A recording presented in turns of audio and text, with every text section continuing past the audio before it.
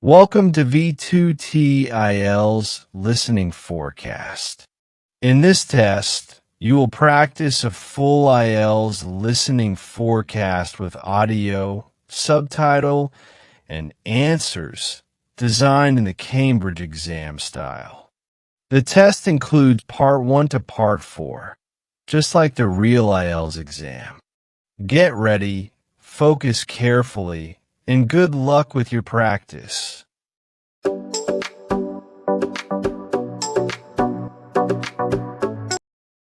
Section 1. You will hear two flatmates, Tom and Richard, talking about their new flatmate who has just moved in the week before. First, you have some time to look at questions 1 to 6.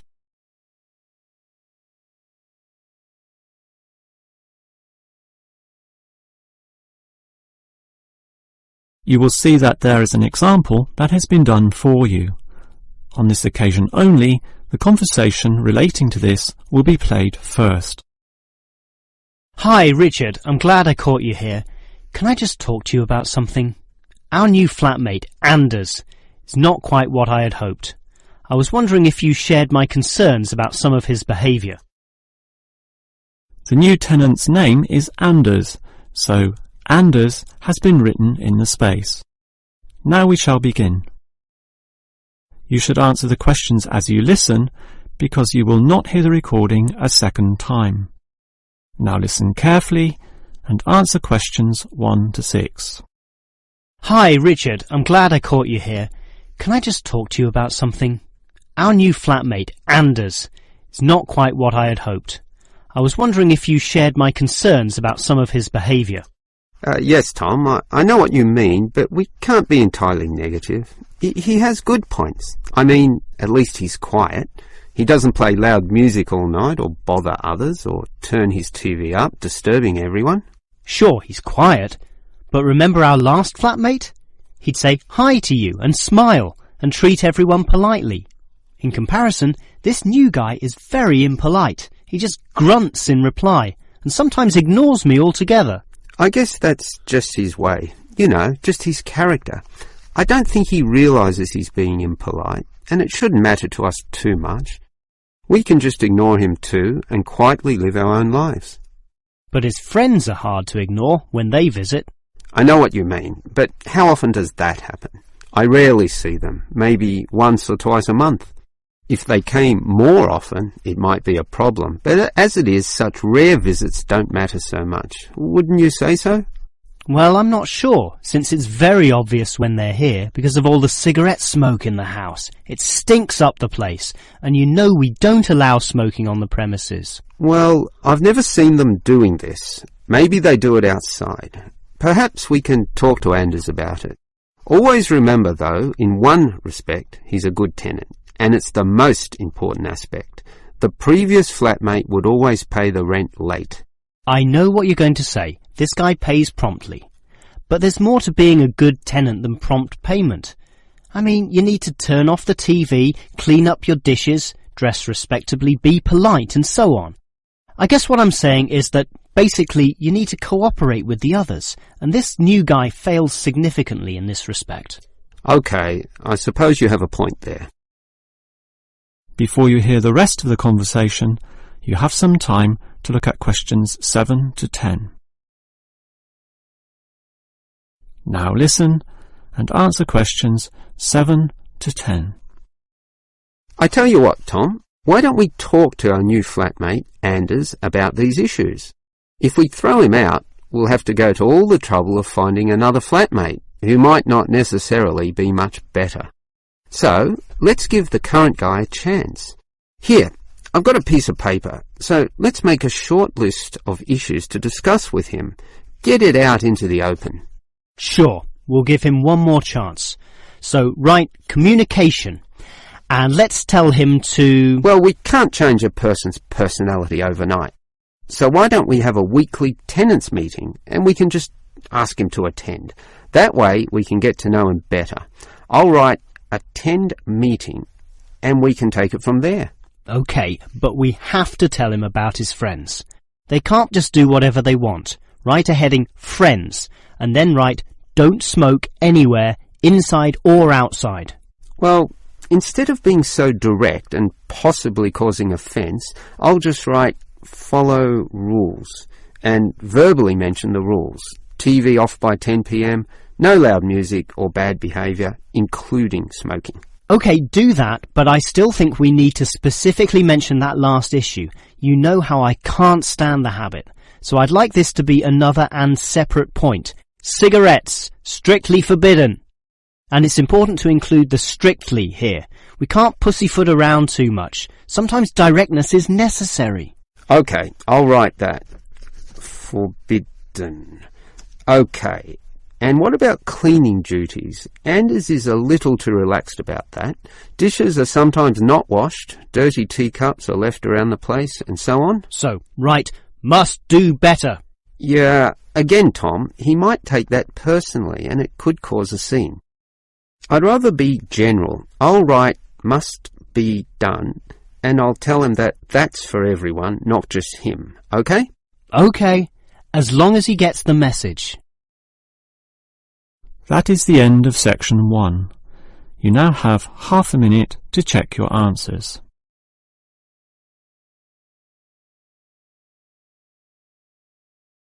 Now turn to section 2.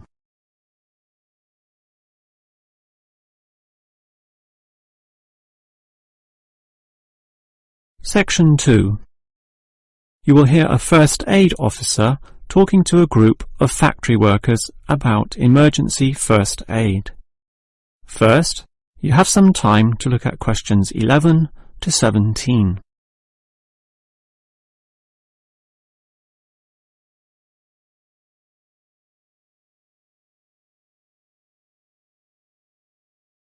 Now listen carefully and answer questions 11 to 17. Hello everyone. Now, you know why I'm here. You all work in a factory, and in this environment, there always remains a significant possibility of accidents happening, in which case, first aid will be necessary. What is first aid? It is the provision of emergency on-site care when an injury occurs, and it is essential for everyone to know, if only simply, the steps which must be followed. There are, of course, minor injuries which may happen, not needing further medical care beyond the intervention of the first aider, but you can never be sure, thus the following steps must always be followed. These can be abbreviated to the words Dr. A, B, C, in other words, D, R, A, B, C. The D stands for danger, and that's the first issue to keep in mind. When an accident happens, immediately ascertain that the environment is safe.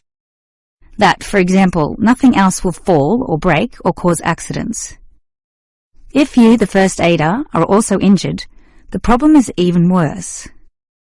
The R stands for respond. You must then ascertain the best response. Once all the danger has been eliminated and the distress calls sent out, the appropriate action is, obviously, to help the injured party. Alright, that leads to A, which stands for airway. In order to stay alive, all people need to have an open airway to allow breathing. A conscious person will automatically clear their own airway. But if unconscious, this may not happen. The brain is stopped or hindered from properly directing the body, and, obviously, in the worst case, death can result. For this reason, the injured person is normally put into the recovery position. Placed on the side, tilting the head back and ensuring that there are no blockages in the mouth. To free any such blockages, the back can be slapped or the chest compressed, allowing anything to be spat out. Now that the airway is free, check for B, or breathing. If breathing is not happening or is irregular, the first aider may have to assist with what is technically known as cardiopulmonary resuscitation, or more commonly, CPR. This involves breathing for the patient through mouth-to-mouth contact, while periodically massaging the heart through compressions to the chest. This combination allows blood and oxygen to flow around the body, keeping the patient alive, hopefully until medics, such as doctors, advanced first aiders or ambulance staff arrive. Before you hear the rest of the talk, you have some time to look at questions 18 to 20.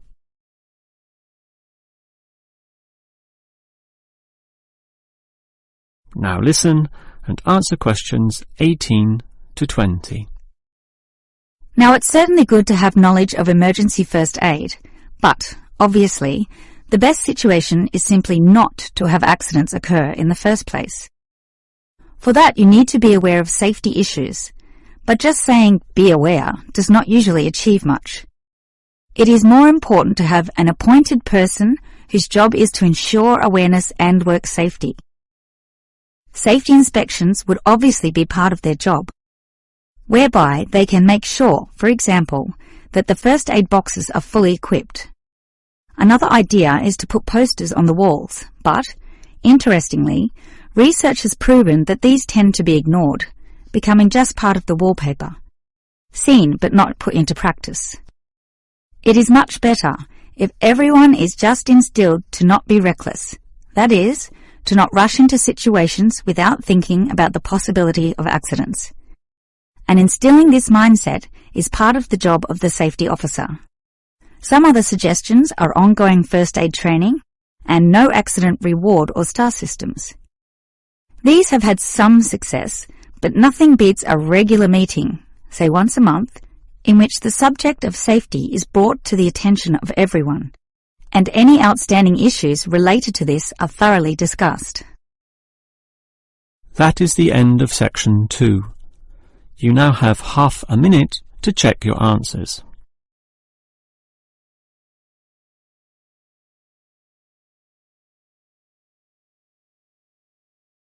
Now turn to section 3.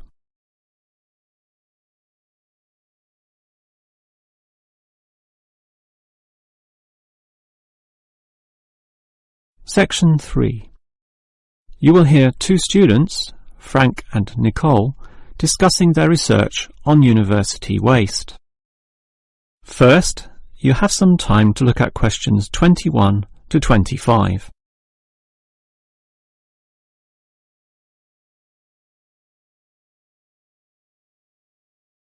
Now listen carefully and answer questions 21 to 25.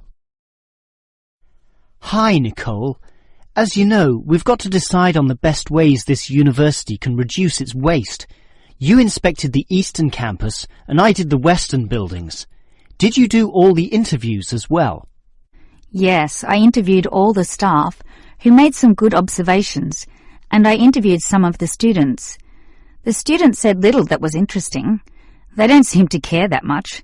It was the cleaners, surprisingly, who revealed the most relevant facts. That's not surprising to me.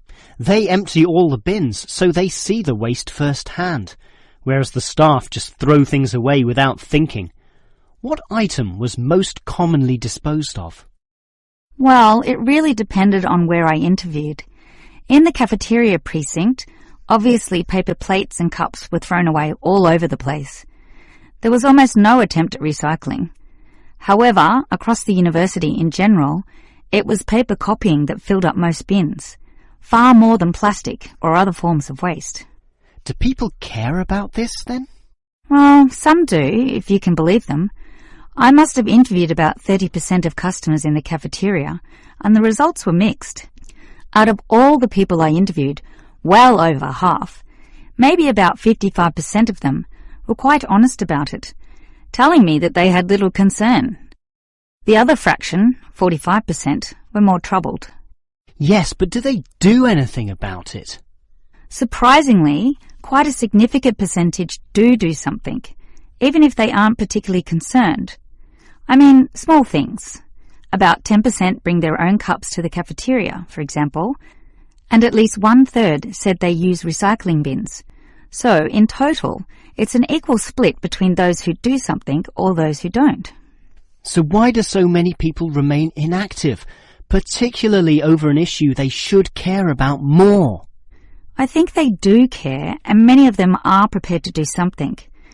Obviously, there's an element of laziness, but I'd say that it's relatively small. If they knew what to do and if stringent systems existed, or if the importance of this was made clearer to them, I'm sure you'd see a much larger percentage of people actively working towards helping our environment. Well, there's cause for optimism at least. Before you hear the rest of the conversation, you have some time to look at questions 26 to 30.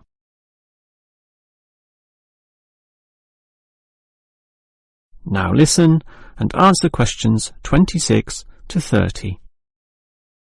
Clearly then, there's a significant waste of paper here at this university, so I've worked out one practical suggestion which could help reduce it, specifically the waste from the excess photocopying. Let me hear it then. Obviously, for a start, we've got to ensure that people, including the staff, without exception, copy both sides of a page. We can't tolerate single-sided copying. It's just far too wasteful. Absolutely. Just more trees being chopped down. But as people are doing copying, there may be adjustments and practice copying, producing single-sided copies or blank pages not wanted and not intended for use.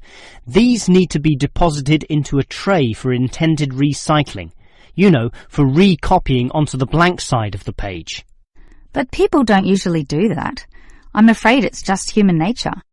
No matter how unimportant the copying is, they prefer to use fresh paper. Yeah, I agree with you, which is why you need to display these papers right in front of everyone with a clear sign, "Please reuse," to make it easy for them to do so. They still won't do it. I know. That's why you take some of these papers and regularly stack them inside the copier in a special tray once a day, say in the morning. Well, that's getting better, making it easier for them to use the paper. But still, I'm afraid many won't. That's why you allow everyone to select this tray when copying. You distribute numbers or codes to every person, giving them special access to this recycling tray.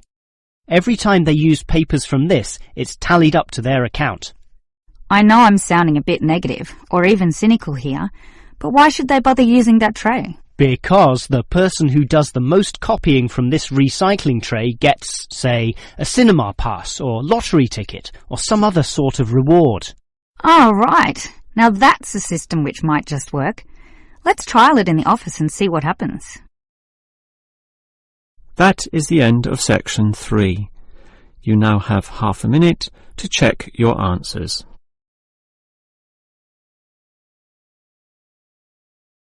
Now turn to section 4.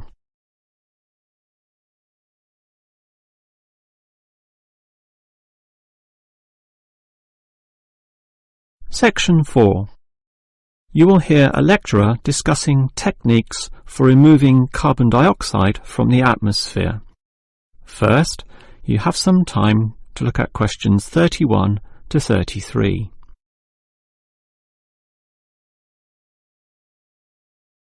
Now listen carefully and answer questions 31 to 33. We all know about the role of carbon dioxide in causing global warming. Obviously, society needs to reduce the release of carbon dioxide, otherwise known as CO2. This gas comes from the burning of fossil fuels, such as coal and oil, and it is virtually impossible for society to prevent or even limit such activity. Our need for energy and power is just too great.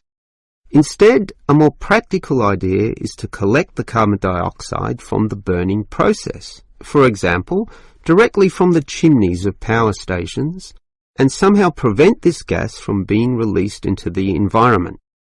To do that, you need to store it somehow, and that has to be essentially forever. It is perhaps for this reason that many believe that, rather than storing the carbon dioxide as a gas, it is better to react it with metal oxides, such as magnesium or calcium, which results in the formation of a hard carbonate material. The gas is, in effect, turned into a stable and unreactive solid, which can simply be dumped anywhere. This process actually occurs naturally, although very, very slowly, and is one cause of the surface limestone in the world. But this slow reaction speed is the problem. even when enhancing this process through high temperature and pressure, or pre-treatment of the mineral, it is still far too slow to be economical. One other technique which has been suggested is to pump the gas to the bottom of the ocean, where it would react with compounds in the seawater, forming carbonic acid. However, this alternative has now been ruled out. The CO2 may be removed from the atmosphere, but the high oceanic acidity which would result raises its own set of problems, mostly with all the delicate life and the intricate food chains in the seawater, some on which we ourselves depend, and that's something which no one wants to experiment with. Before you hear the rest of the lecture, you have some time to look at questions 34 to 40.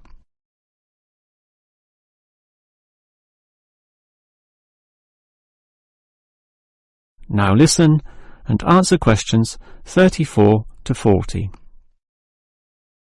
Perhaps because of the lack of alternatives, the most commonly discussed solution to the problem of disposing of carbon dioxide is to pump the gas underground, a technique known as geosequestration. In this system, the CO2, for example, could be pumped into underground pockets within depleted oil wells or disused coal tunnels. This carries, however, three serious disadvantages. Namely, the risk of leaks, the considerable costs involved, and finally, the unproven effectiveness. Let us look at those three disadvantages in detail. Firstly, there is the risk of leaks. Although the gas would be deep and sealed over by masses of rock and earth, the huge pressures in these spaces would turn the gas into a liquid state, capable of moving through rock fissures or faults. This could allow the gas to eventually be released to the surface. Since CO2 is heavier than air, and thus pushes oxygen aside, such leaks could result in the suffocation of thousands or tens of thousands of people, certainly not a consequence to be taken lightly. Natural CO2 leakage from volcanic buildup has already witnessed such deadly events. The other problem of geosequestration is the cost. The time and effort spent on materials and construction, primarily the pipework through which the gas would travel, does not come cheaply. So, if this system were to be implemented in, say, coal-fired power plants, the extra cost would have to be paid by the electricity user, whose bills would almost double as a consequence. Few people are prepared to pay this much simply to make a small dent on the effects of global warming. And this leads to the final problem. The most basic question is whether geosequestration actually reduces global warming. The problem here is that the energy needed to create and drive the sequestration process would require approximately a quarter of a coal-fired electricity plant's output. In other words, the plant would have to burn 1/4 more of its coal just to account for the sequestration of the carbon dioxide. And with coal producing other noxious pollutants, such as sulfur, ash, and heavy metals, the environment is hardly benefited at all. Nevertheless, there are many active experimental efforts underway, primarily in oil production sites. These are small, but intensively monitored and analysed. All we can say now is that the jury is still out on whether underground carbon storage will one day be feasible. That is the end of section 4. You now have half a minute to check your answers.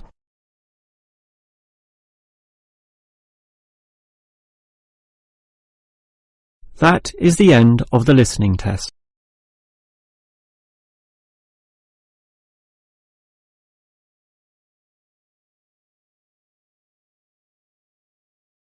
That is the end of the listening section.